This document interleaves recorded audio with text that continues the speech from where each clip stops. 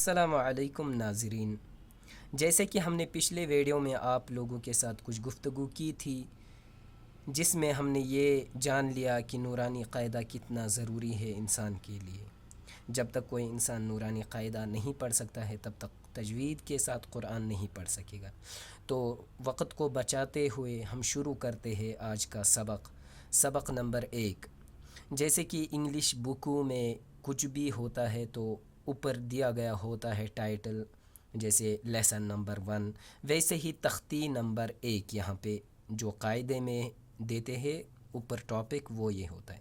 تختی نمبر 1 مفردات۔ اب مفردات سے معنی کیا ہے؟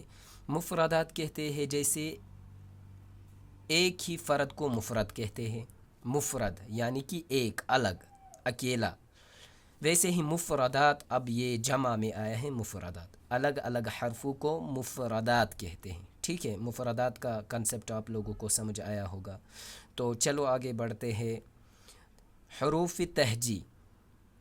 حروف تہجی 29 ہیں۔ کتنے ہیں دوستو؟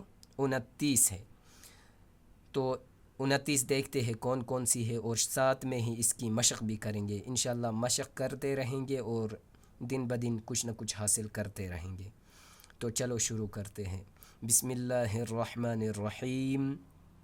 الف، با، تا، ثا، جیم، حا، خا، دال، ذال، را، زا، سین، شین، صاد، ضاد، طا، ظا، عین، غین، فا، قاف، کاف، لام، میم، نون، واو، ہا، حمزہ،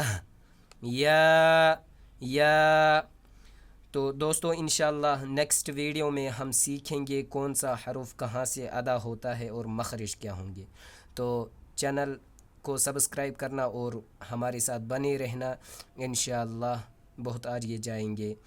تو اگر ویڈیو پسند آئی لائک، کامنٹ، شیئر ضرور کرنا۔ ملتے ہیں اگلی ویڈیو میں، تب تک کے لیے اللہ حافظ۔